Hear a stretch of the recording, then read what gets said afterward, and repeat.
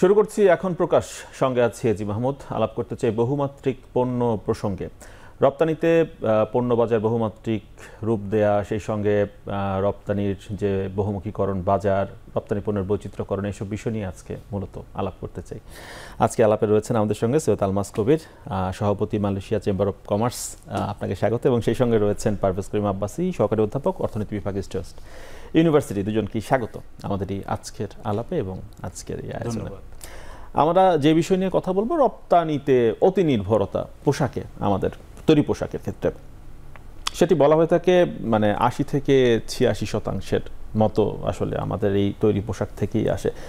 তো এটিকে এই অতি নির্ভরতা থেকে বের হয়ে আসতে হবে, এইরকম বিষয় নিয়ে বহু আলাপ হয়েছে, বহু পরিকল্পনা হয়েছে। এ থেকে বেরিয়ে আসতে হবে, রপ্তানি পণ্যকে বহুমাত্রিক রূপ দেয়া, বাজার খুঁজতে হবে, এই ধরনের কথাবার্তা আমরা শুনি।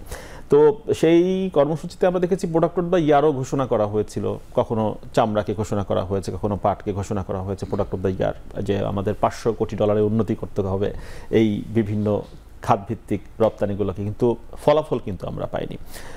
কেন অন্যান্য রপ্তানি পণ্যে তৈরি পোশাকের মতো সফলতা আমরা পাইনি, সেটি দিয়ে আলাপ শুরু করতে চাই। সৈয়দ আলমাস কবির। জি, অনেক ধন্যবাদ।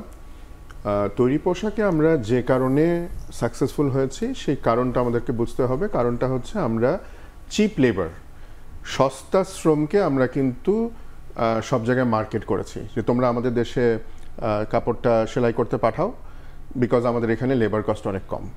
এটাই কিন্তু আমাদের এই সেক্টরে এই যে আমরা এত এগিয়েছি সেটার মূল চাবিকাঠি ছিল সেটা। আইটি সেক্টরে, আমি যেহেতু আইটি সেক্টর থেকে সেটা দিয়ে শুরু করি, আইটি সেক্টরেও কিন্তু আমরা একই রকমভাবে শুরু করেছিলাম, যে অন্যান্য দেশ যেই সার্ভিস দিচ্ছে আমরা সিমিলার সার্ভিস কম প্রাইসে করে দিতে পারবো, বিকজ আমাদের এখানে বেতন কম, যারা আইটি প্রফেশনালস আছে তাদের বেতন কম। সো সেভাবে এগিয়েছি। কিন্তু মুশকিল হয়ে গেছে যে আনলাইক পোশাক শিল্প, তৈরি পোশাক শিল্প, এই ধরনের প্রযুক্তি শিল্পতে কিন্তু আপনার সস্তা শ্রম সবসময় আপনাকে অ্যাডভান্টেজটা দেয় না। আপনাকে যেটা দেয় করতে হবে সেটা হচ্ছে দক্ষতা। আপনাকে বেটার কোয়ালিটি প্রোডাক্ট অফার করতে হবে, বেটার কোয়ালিটি সার্ভিস অফার করতে হবে। সো সেইটা আমরা ঠিকমতো করতে পারিনি। আমরা আইটিতে করতে পারিনি, আমরা লেদার সেক্টরে করতে পারিনি, জুট সেক্টর তো পারিনি, আমরা প্লাস্টিকে পারিনি, ফার্মাসিউটিক্যালসে এখনো পারছি না। সো এই জিনিসগুলো আমার মনে হয় ওখানে আমরা পিছিয়ে গেছি। এবং আমরা যখনই বিভিন্ন জায়গায় বিভিন্ন রোড শো করেছি, বিভিন্ন জায়গায় গিয়ে পিচ করেছি যে বাংলাদেশে আসো তোমরা, বা বাংলাদেশ থেকে তোমরা কিছু নাও, তখন আমরা সবসময় ফোকাস করেছি ওই চিপ লেবারের ব্যাপারটা। কিন্তু সস্তা শ্রম থেকে বেরিয়ে আমরা যদি কোয়ালিটিতে ফোকাস না করতে পারি, তাহলে কিন্তু এটা আসলে আমরা সেই সাকসেসফুলটা হব না। আচ্ছা, পারভেজ করিম আব্বাসী, আপনার বিশ্লেষণটি শুনি। জি, এখন কি বলবো, এই একটা জিনিসের নিয়ে বোধহয় টন এখানে রিসার্চের কাজ হয়ে গেছে এবং বহু হাজার টকশো হয়ে গেছে। তো কিন্তু আমাদের এখনও বাংলাদেশের অর্থনীতি হচ্ছে যে আমি বলি টুইন ইঞ্জিন ইকোনমি। এটা it's based on the 2 R's। One হচ্ছে যে রেমিটেন্স, আরেকটা হচ্ছে আরএমজি। এর বাইরে আমরা অনেক ডাইভার্সিফিকেশনের কথা বলেছি, অনেক পলিসি করা হয়েছে। পলিসি এখানে আপনি যেটা আপনার এখানে শুরুর দিকেও বললেন, এবং এইবারও দেখলাম হচ্ছে যে রপ্তানি নীতি বা এক্সপোর্ট পলিসি নতুন একটা এখন সরকার এখানে ঘোষণা করেছে, উন্মোচন করেছে, কিছু থ্রাস্ট সেক্টর আইডেন্টিফাই করেছে।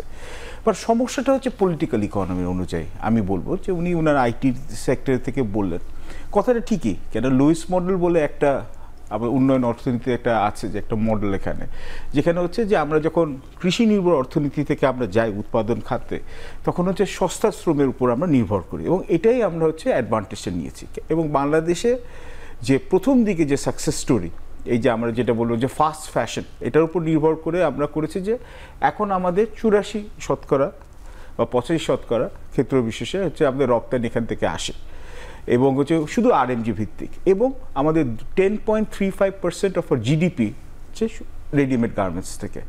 এবার নির্ভরশীলতা আরও বেড়েছে, বরঞ্চ কমে নেই। এবং তার সাথে সাথে হচ্ছে প্রত্যক্ষভাবে ডিরেক্টলি আপনার হচ্ছে 45 লাখের মতো শ্রমিক আছে, যার মধ্যে 41% হচ্ছে নারী। এখন এরা ছিল হচ্ছে ফার্স্ট জেনারেশন অন্টারপ্রেনার্স, যারা আরএমজিতে যেটা বিনিয়োগ করেছেন। আমার বাবাও করেছিলেন 1980 বা 1980 শুরুর দিকে, অনেক আগে ওখানে ছড়ে আসে। কিন্তু যারা ওখানে সাকসেসফুল হয়েছে তারাই কিন্তু ডাইভার্সিফাই করেছেন, ব্রাঞ্চ আউট করেছেন। এখন মূল মন্ত্রটা রাখেন, আপনি যদি বলি আরএমজি হচ্ছে সোনার হাঁস, এবং সোনার হাঁসটা এখানে যেটা হয়েছে কি, আমাদের নীতি নির্ধারক বলেন, সরকারে যারাই আছেন এবং যারা ব্যবসায়ী মহলে যারা আছেন, ওনারা হচ্ছে আবার রাজনীতিতে ঢুকেছেন। এবং রাজনীতিতে ঢুকার পর যেখানে হয়েছে যে আরএমজি যেহেতু থ্রাস্ট সেক্টরটা ছিল, তার জন্য ওখান থেকে ওনারা ডাইভার্সিফাই করেছেন, হচ্ছে ব্যাংকিংয়ে করেছেন, সেবা খাতে গেছেন, হাসপাতাল করেছেন, ট্যুরিজম করেছেন, অন্যান্য ইন্ডাস্ট্রি করেছেন। কিন্তু আরএমজি এখানে হচ্ছে সরকারের কাছ থেকে ওরা এক ধরনের এখানে প্রণোদনা নিয়ে গেছেন একের পর এক, কিন্তু গুণগত মান উন্নয়ন করা যতটুকু করা উচিত ততটুকু হয় না। আমরা শুধু সাকসেস স্টোরির কথা আচ্ছা, এই জায়গা থেকে একটু আলমাস ভাইয়ের কাছ থেকে একটু শুনি আমরা। সেটা হচ্ছে ইনফ্লুয়েন্সের জায়গাটা আসলো, সেটা হচ্ছে আইসিটিতে কি মানে ইনফ্লুয়েন্স তৈরি করার সময় বা সুযোগটা কি পাননি এই খাতের ব্যবসায়ীরা? মানে তাহলে এটি পিছিয়ে থাকলো কেন? এক্সপোর্টের মানে যদি ধরি আইসিটিতে এক্সপোর্টের পরিমাণটা কত, সেটা নিয়েও এক ধরনের আসলে ডাউট রয়েছে, বিতর্ক রয়েছে, সেটির কারণেই বাকি, এবং লক্ষ্য তো ছিল একটি অর্জন। রাইট। সো আমি এখানে আরেকটা রিজন বলি। প্রথম সেগমেন্টে যেটা বলছিলাম সস্তা শ্রম, আরেকটা যেটার অভাব আমাদের আছে এখনো, সেটা হচ্ছে, এবং এটা কিন্তু আরএমজি সেক্টরেও রয়েছে, সেটা হচ্ছে আমরা নিজেদের জন্য নিজেদের প্রোডাক্ট কিন্তু এখনো তৈরি করতে পারিনি, নিজেদের মেধাসত্ব বা আইপি, ইন্টেলেকচুয়াল প্রপার্টি, এটা তৈরি করতে পারিনি। অর্থাৎ আমরা কিন্তু আরেকটা কোম্পানির জন্য কাপড় বানাই, কিন্তু আমাদের নিজেদের ব্র্যান্ড আমরা তৈরি করে সেই ব্র্যান্ডকে আমরা মার্কেট করব সারা বিশ্বে, সেটা কিন্তু আমরা এখনো করতে পারিনি। একই রকম কিন্তু আমরা লেদার ইন্ডাস্ট্রিতেও বলি, কিছু কিছু হয়েছে, মানে খুবই সামান্য, ওটা খুব নেগলিজিবল, কিন্তু আমরা কিন্তু আরেকজনের জন্য হয়তো জুতো বানাচ্ছি বা ব্যাগ বানাচ্ছি। একই রকমভাবে আপনি আমাদের আইটি সেক্টরেও আমরা কিন্তু আরেকজনের জন্য সফটওয়্যার বানাচ্ছি, বিদেশে কারো কোনো কোম্পানির জন্য তারা আউটসোর্স করছে বাংলাদেশে, আমরা তাদের জন্য সার্ভিস দিচ্ছি, সেটা বিপিওই বলেন, আইটি এনেবল সার্ভিস বলেন, যেটাই বলেন।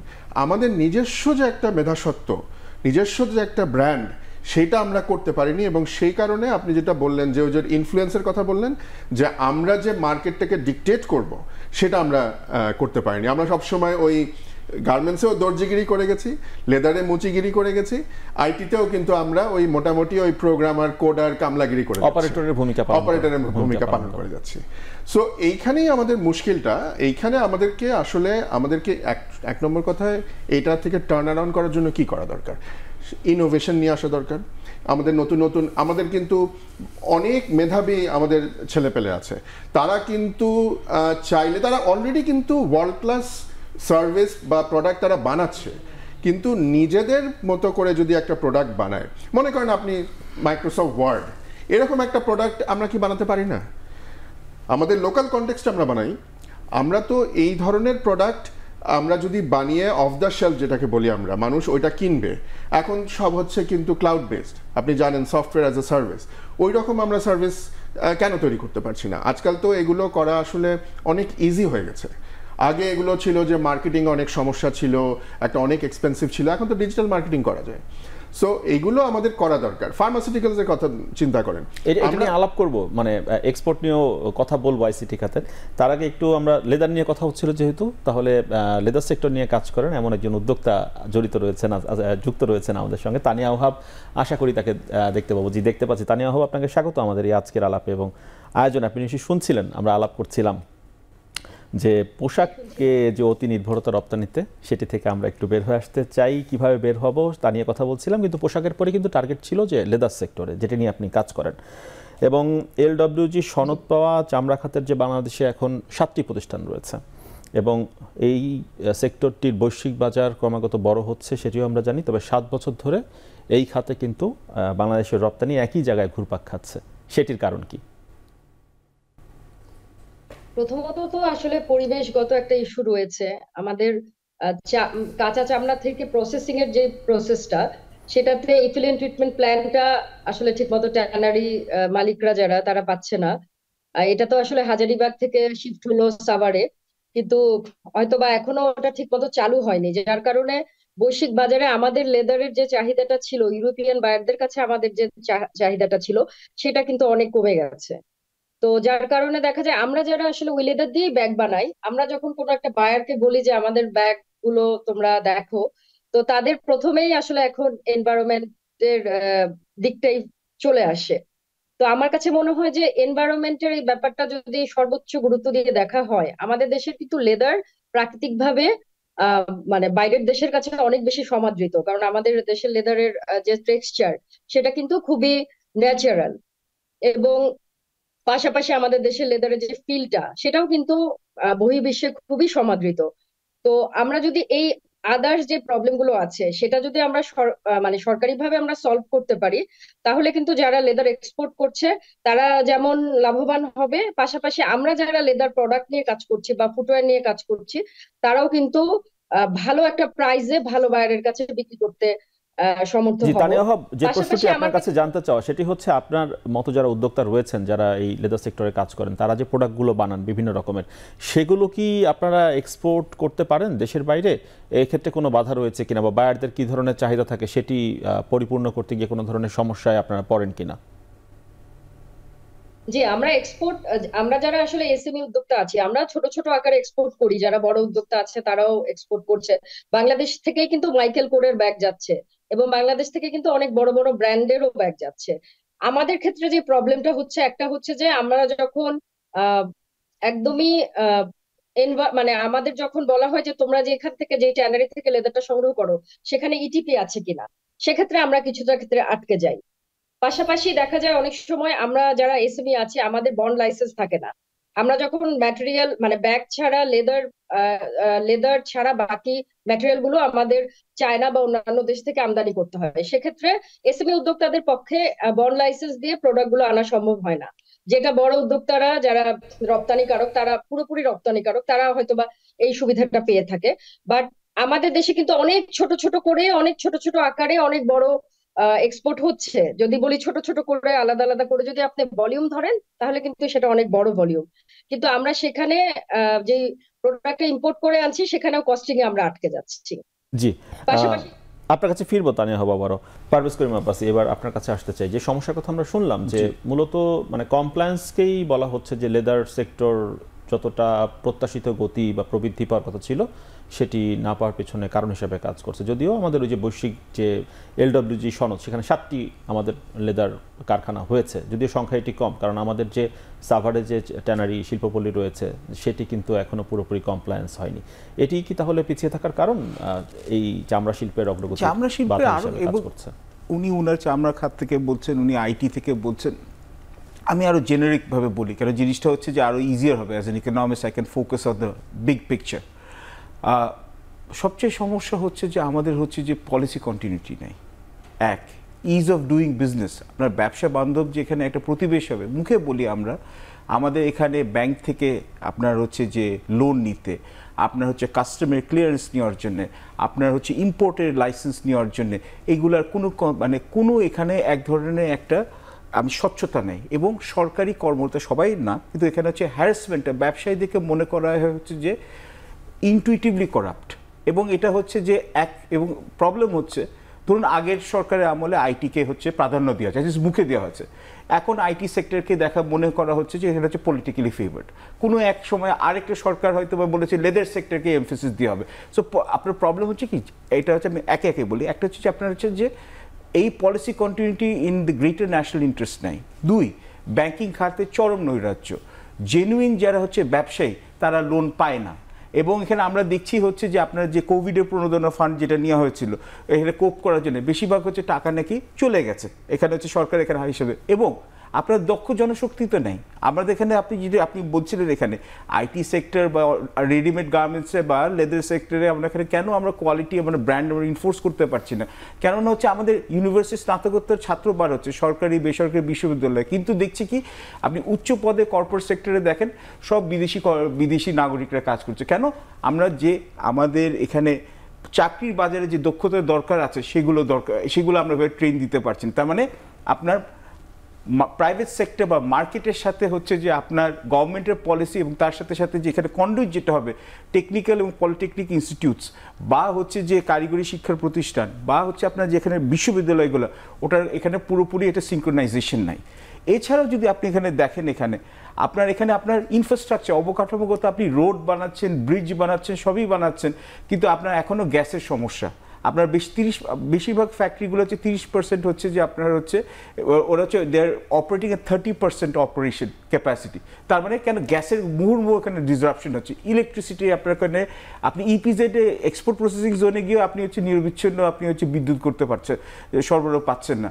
আপনি ব্যবসায় বিনিয়োগকে আপনি নিয়ে আসবেন, আপনি এখানে আমাদের তো এখানে বিদেশ থেকে তো আমাদের উইনিড পুঁজি লাগবে, আমাদের টেকনোলজি ট্রান্সফার লাগবে, আপনার শ্রমিক অসন্তোষ শেষ হচ্ছে না, আপনার আইন শৃঙ্খলা এখানে 2 বছর 3 বছর 4 বছর পর পরে যাচ্ছে। কি আপনি শুধু বাংলাদেশ বলে আমরা যদি বলি যে আমাদের পজিটিভ একটা স্পিন দিয়ে আনবো, ব্র্যান্ড ইমেজটা কোথা থেকে হবে আমাদের? এবং সব ব্যবসায়ী নয়, কিন্তু আমাদের বেশিরভাগ ব্যবসায়ী হচ্ছে যে একটা সেকেন্ড হোমের জন্য এখানে যান। কেন হচ্ছে যেখানে একটা পলিটিক্যাল ইনস্টেবিলিটির সাথে সাথে হচ্ছে যে আপনার জানমালের নিরাপত্তা নাই। এবং সমস্যাটা কি হয় ইন্ডিয়াতে দেখেন, চায়নাতে দেখেন, non resident Indian, non resident চাইনিজরা এসে আবার হচ্ছে বিনিয়োগ করেছেন, ট্রান্সফার করেছেন, এক্সপ্যান্ড করেছেন। বাংলাদেশে কি হয়, একজন যদি বিদেশে যদি আমাদের মনে করেন যে আমাদের প্রবাসী বাংলাদেশে এসে বিনিয়োগ করতে চায়, তার 101টা হ্যাসেল করতে হবে। তো আপনি যদি এতগুলো সমস্যা আপনি ফেস করেন, চিটাগং হচ্ছে আমাদের একটা বড় পোর্ট যেখান থেকে হচ্ছে আমাদের প্রায় 50 বা 60% হচ্ছে আমাদের সি-ওয়ান কার্গো আমাদের যায়, পায়রাতে কাজ হচ্ছে, খুলনাতে হচ্ছে, কিন্তু কবে হবে ঠিক মানে নেই। এর মধ্যে তো এত কিছুর মধ্যে তো পোশাক শিল্পটা তো মানে কন্টিনিউ করে যাচ্ছে। কেন এটা হচ্ছে সস্তা, এই আমি আবার বলছি, আপনি যদি আবার জাস্ট একটা পয়েন্ট দিই তারপর বলবো, পোশাক শিল্পে কিন্তু আমরা নিশ্চয়ই বেড়েছে। হ্যাঁ, আমাদের একটু বিরতির সময় হচ্ছে, কিন্তু এখানে আমরা কিন্তু লোয়ার এন্ড গার্মেন্টসে আমরা কিন্তু স্পেশালাইজ করছি, হায়ার এন্ড গার্মেন্টসে কিন্তু আমরা যেতে পারছি না। আমরা একটু একটা বিরতি নিয়ে ফিরে আসি, তাহলে বিস্তারিত আলাপের সুযোগ হবে। তানিয়া হব রয়েছেন আমাদের সাথে, বিরতি নিয়ে ফিরে আসছি আবারও এখন প্রকাশে।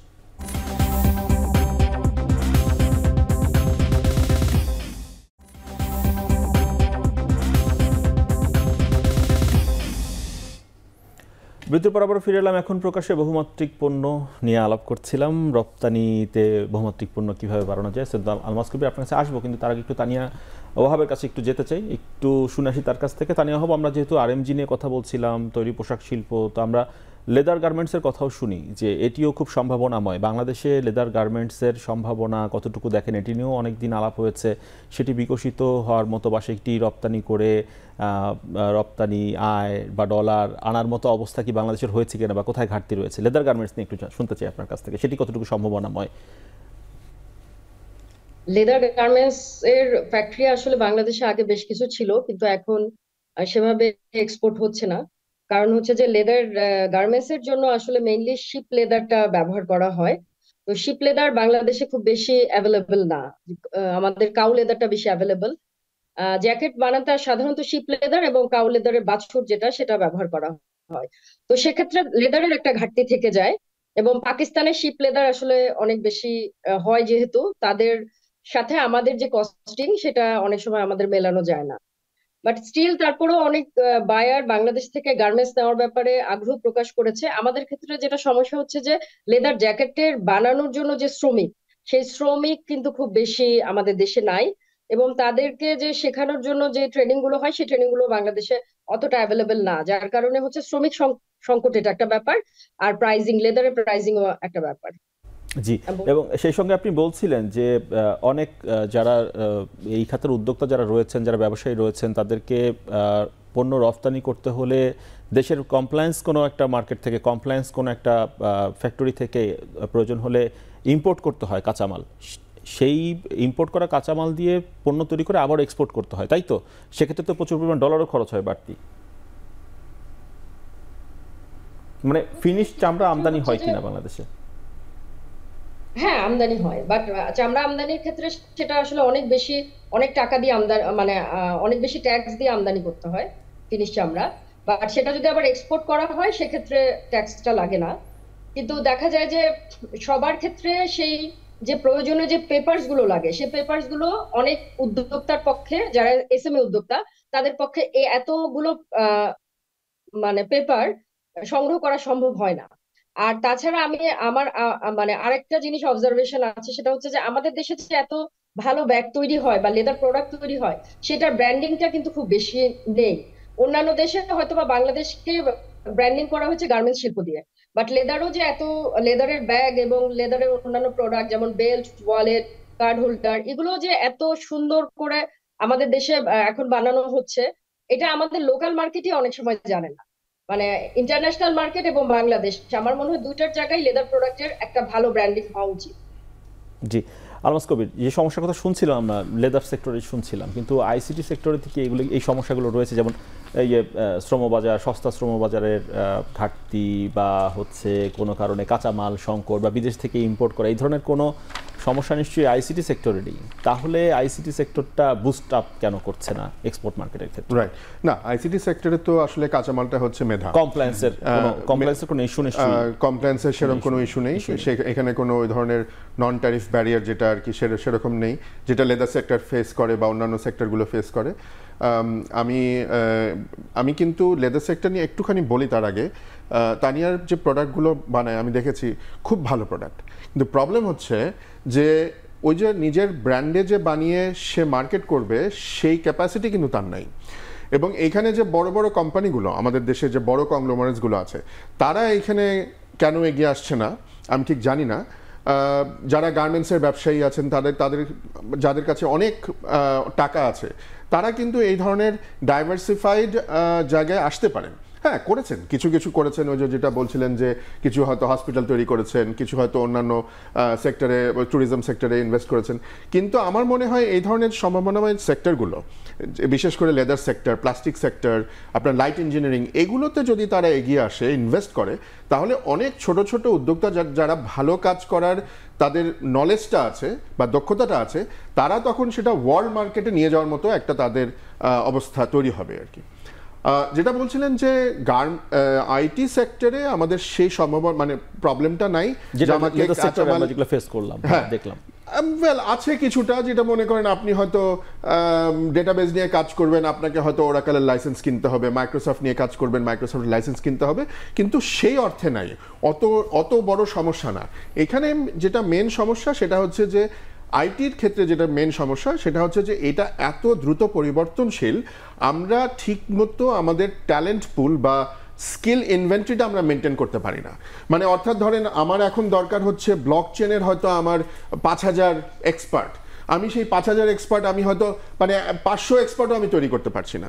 সো এই আবার হয়তো দেখা যাবে যে 6 মাস পরে আমার নতুন কোনো টেকনোলজির ডিমান্ড চলে আসবে। সো এই যে এই দক্ষতাটার সাথে আমরা তাল মিলিয়ে কিছুতেই উঠতে পারছি না, এবং এটার একটা বড় কারণ হচ্ছে যে আমাদের একাডেমিয়াগুলো পিছিয়ে আছে, বিশেষ করে পাবলিক ইউনিভার্সিটিগুলো কিন্তু একটা ডিসিশন নিতে বা একটা তাদের কারিকুলাম চেঞ্জ করতে অনেক সময় নেয়।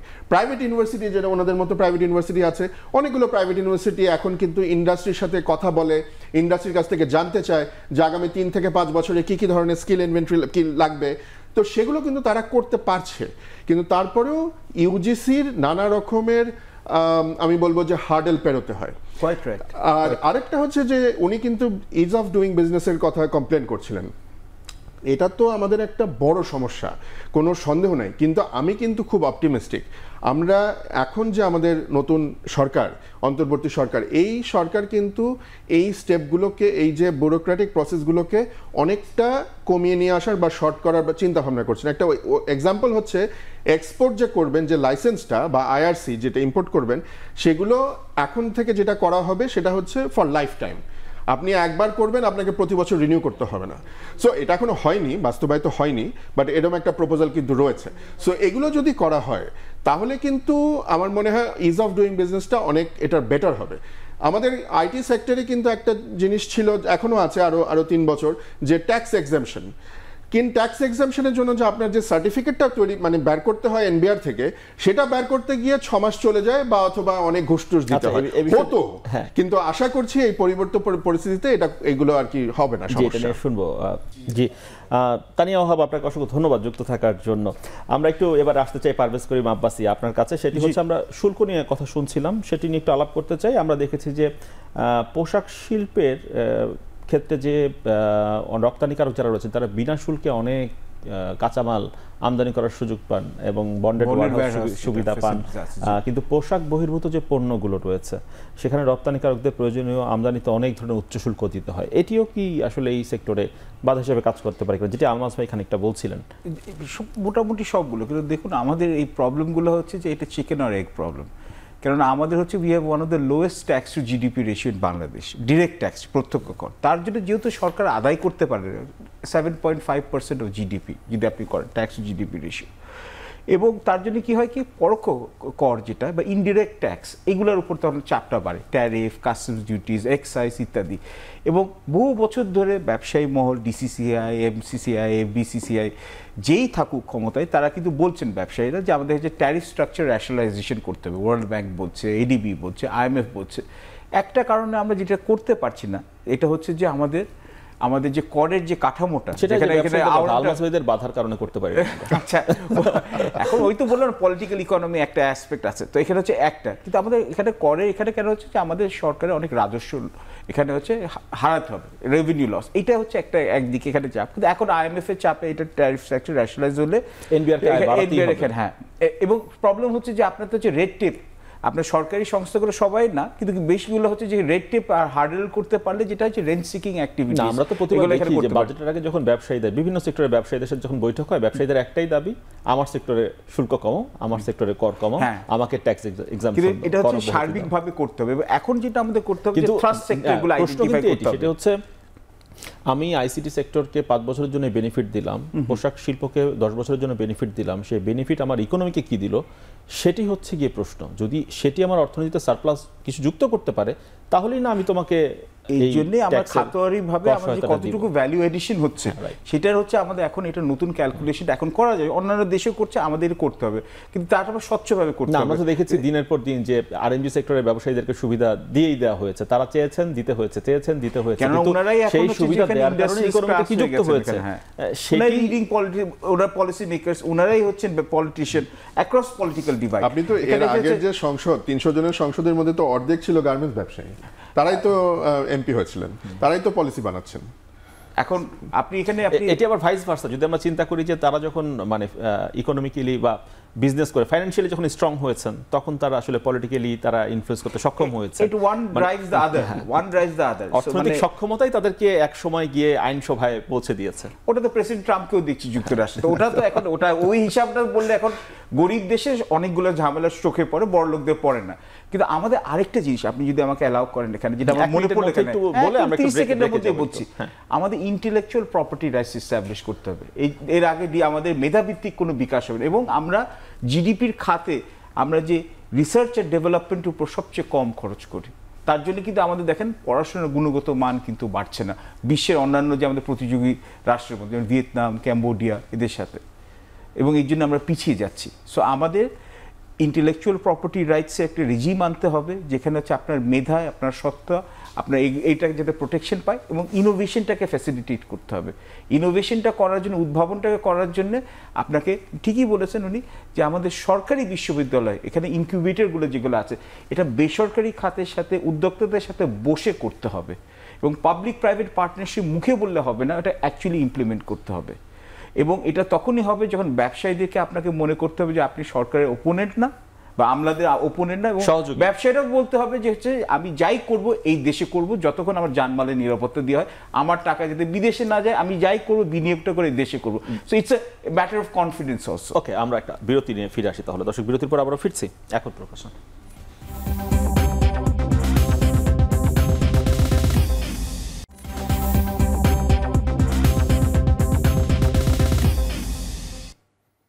বিরতির পর আবার ফিরে এলাম এখন প্রকাশে। বহুমাত্রিক পণ্য নিয়ে কথা বলছি। সৈয়দ আলমাস কবির এবং পারভেজ করিম আব্বাসী রয়েছেন আমাদের সঙ্গে। আমরা কথা বলছিলাম আইসিটি সেক্টর নিয়ে, কথা হচ্ছিল পণ্য ডাইভার্সিফাইড করতে গিয়ে কী কী সমস্যা, সেগুলো নিয়ে কথা হচ্ছিল। লেদার সেক্টর নিয়ে কথা বললাম, একটু জুট সেক্টর নিয়ে কথা বলি। জুট সেক্টরের একজন উদ্যোক্তা রয়েছেন আমাদের সঙ্গে, রাশিদুল করিম মুন্না, ব্যবস্থাপনা পরিচালক, ক্রিয়েশন প্রাইভেট লিমিটেড। আপনাকে স্বাগত আমাদের আলাপে এবং আয়োজনে। আপনি যেটি শুনছিলেন, একটু আনমিউট করতে হবে।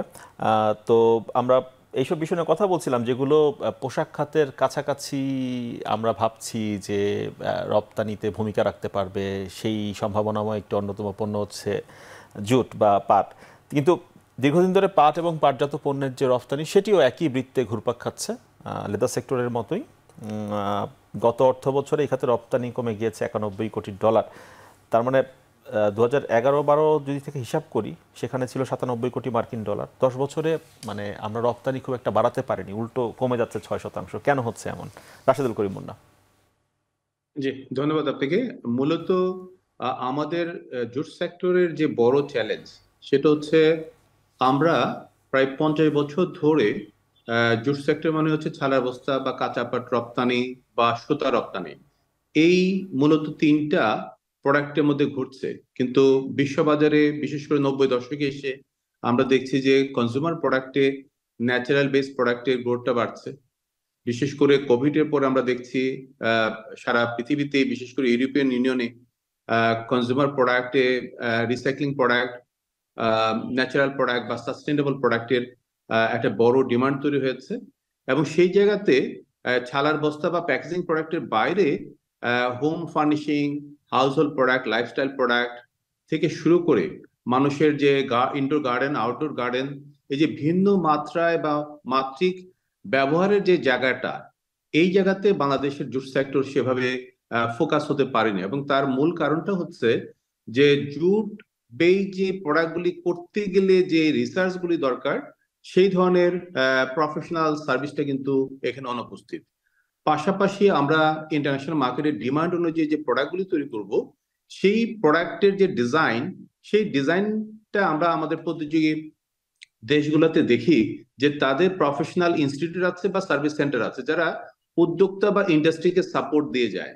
এই জায়গাতে কিন্তু বাংলাদেশে কোনোভাবেই কোনো প্রফেশনাল ইনস্টিটিউট বা সার্ভিস সেন্টার গড়ে ওঠেনি, যে কারণে ইন্টারন্যাশনাল মার্কেটের ডিমান্ড অনুযায়ী কি ধরনের প্রোডাক্ট তৈরি করা যেতে পারে অনেক উদ্যোক্তাই সেই রাইট ডিরেকশনটা পায় না। এবং আমরা যারা হাতে গোনা কিছু সংখ্যক উদ্যোক্তা এই ইন্টারন্যাশনাল মার্কেটে বা ফেয়ার গুলাতে সরাসরি যাচ্ছি এবং সেই যে শিখে কিছু কাজ করা।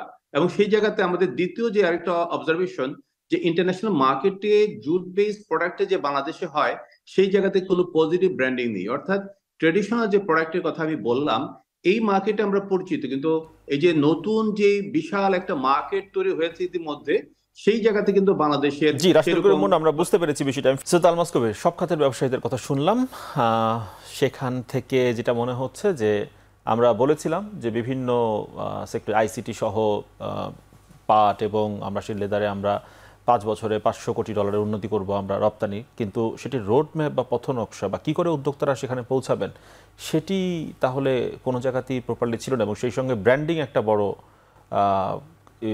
বাধা হিসাবে কাজ করছে, যে বিশ্ববাজারে আমাদের ব্র্যান্ডিং হয়নি পণ্যগুলোর।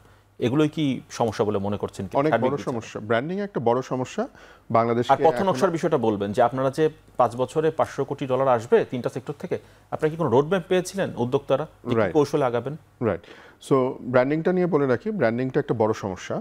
ব্র্যান্ডিং বলতে কিন্তু এখনও আমাদের ব্র্যান্ডিং হচ্ছে সেই সস্তাশ্রম, সেটা থেকে আমরা এখনও বেরিয়ে আসতে পারিনি। আমি এর আগে বলেছি যে আমাদেরকে ইনোভেশন নিয়ে আসতে হবে। এই যে মুন্না ভাই বলছিলেন যে পাটের কথা, সেই পাট দিয়ে আমরা এখনও ওই পাটের বস্তা, পাটের ব্যাগ, এগুলোই কিন্তু আমরা কথা বলছি, কিন্তু পাট দিয়ে যে এখন অনেক কিছু করা যায়, কাপড় চোপড় বানানো যায়, চেয়ার টেবিল বানানো যায়, এইগুলো নিয়ে কিন্তু আমরা চিন্তা করিনি। সো এইগুলো আসলে মানে এইগুলো নিয়ে আমাদের বাংলাদেশেই কিন্তু এই ইনোভেশনগুলো আসা উচিত ছিল, বিকজ এটা হচ্ছে পাটের দেশ। সো এইটা হয়নি। সো ইনোভেশনের অভাবের কারণে আমরা কিন্তু এই কাজগুলো করতে পারিনি, এবং ব্র্যান্ডিংটাও সেই কারণে হয়নি। আমরা ওই চিপ লেবার করেই আমরা সব জায়গায় বলে এসেছি। আর আপনি যেটা বললেন যে রোড ম্যাপ $500 কোটি, अगेन रोड मैपটা সরি $500 কোটি, এইটা আসলে ওইভাবে আমাদের কোনো একটা কোঅর্ডিনেটেড যে এফর্ট থাকবে সেটা কিন্তু হয়নি। কমার্স মিনিস্ট্রি আমাদের কয়েক বছর আগে বলেছে যে হ্যাঁ তারা 6টা প্রোডাক্ট 6টা সেক্টর নিয়ে তারা চিন্তা করছে, আলাদাভাবে কিছু ফান্ড তারা এটার জন্য ব্যবস্থা করছে, এই 6টা সেক্টরকে তারা আলাদাভাবে ফান্ড ইনজেক্ট করবে, নার্সিং করবে, কিন্তু কিছু হয়নি সেগুলো। আরেকটা বড় ব্যাপার হচ্ছে এই যে মনে করেন, যেহেতু আমি মালয়েশিয়ার সাথে অনেক কাজ করেছি, মালয়েশিয়াতে আপনি এক্সপোর্ট আমরা করি, আমাদের কিন্তু ট্রেড ভলিউম কিন্তু $4 বিলিয়ন। বাংলাদেশ থেকে এক্সপোর্ট হয় এই $4 বিলিয়নের মধ্যে মাত্র $375 মিলিয়ন, মানে 400 মিলিয়নও না, অথচ বেশিরভাগই আমরা সব আমদানি করি। তো এখন আমরা কেন করি না? বিকজ আমরা আমাদের নতুন অন্যান্য যে প্রোডাক্ট সেগুলোকে আমরা মার্কেটিং করতে জানি না। যেমন মালয়েশিয়া কিন্তু ইন্ডিয়া থেকে আম কেনে, পাকিস্তান থেকে আম কেনে, বাংলাদেশ থেকে আম কেনে না। কেন কেনে না আমি জানি না। এগুলো নিয়ে যে আমরা ডিপ্লোম্যাসি করব, এগুলো নিয়ে যে আমরা কথা বলবো, আমাদের যে ওখানে যে এমবেসিগুলো আছে তারা যে এগুলো নিয়ে কাজ করবে, এই ব্র্যান্ডিংয়ের কাজটা কিন্তু তারা করে না। সো এটা শুধু মালয়েশিয়া বলে না, এটা সব জায়গাতেই একই ব্যাপার, যে জুট নিয়ে কথা বলবো, যে বাংলাদেশের লেদার নিয়ে কথা বলবো, এগুলো কিন্তু হচ্ছে না। সো আমার মনে হয় এইখানে একটা ব্র্যান্ডিং বড় সমস্যা, আর আইপি একটা বড় সমস্যা। এইখানে আমরা যে ট্রিপস যেটা শেষ হয়ে যাবে আপনার 2036-এ 1 জানুয়ারি, তখন আপনি কি করবেন? তখন আপনি আমাকে বলেন যে একটা প্যারাসিটামল যদি একটা 100 টাকা দাম দিয়ে কিনতে হয়, আমরা তো নিজেরা নিজেদের কোনো জিনিস তৈরি করতে পারিনি, R&D হয়নি। R&D কেন হয়নি? বিকজ আমরা কপি পেস্ট করে এসেছি, সবসময় খুব ইজি ওয়ে আউট করে এসেছি, শর্টকাট পদ্ধতি পালন করে এসেছি। আমাদের একাডেমিয়ার সাথে কোম্পানিগুলো প্রাইভেট সেক্টরের কোনো এই R&D বিষয়ে কিন্তু কোনো রকম কোনো কোলাবোরেশন নাই। বিদেশে কিন্তু দেখা যায় যে একটা কোম্পানি R&Dর জন্য টাকা গ্র্যান্ট দেয় একটা ইউনিভার্সিটিতে, তারা R&D করে কমার্শিয়ালাইজেশনটা সেই কোম্পানি আবার আইপিটা নিয়ে কাজটা করে। এই জিনিসগুলো কিন্তু হয়নি। বাংলাদেশে এটার ইনসেন্টিভাইজ করতে হবে, জোর করে পুশ করতে হবে সরকারকে। যারা R&Dতে কথার কথা যে টাকাটা খরচ করবে প্রতি বছর, তার উপরে একটা ট্যাক্স রিবেট যদি দেওয়া হয়, তাহলে একটা কোম্পানি উৎসাহিত হবে এইটাতে R&Dর পেছনে কাজ করার জন্য। এমনও হতে পারে যে আমি 100 টাকা খরচ করলে সরকার ম্যাচিং গ্র্যান্ট 100 টাকা দিবে। সো এই জাতীয় যদি কিছু জিনিস আগামী 10 বছর করা হয়, আমার মনে হয় R&Dতে একটা ভালো কালচার আসবে, বেশ কিছু ইনোভেশন হবে এবং আমাদের নিজস্ব মেধাস্বত্ব তৈরি হবে। আচ্ছা, আরেকটা বিরতির সময় হচ্ছে, একটু বিরতি নিয়ে ফিরে আসি, তারপর বাকিটা আলাপ করব। দর্শক, বিরতির পর আবার ফিরছি এখন প্রকাশন।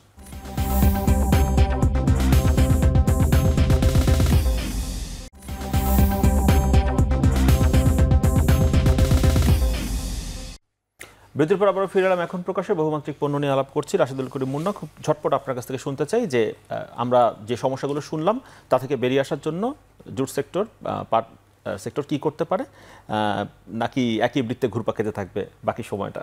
কি উত্তরণটা কিভাবে?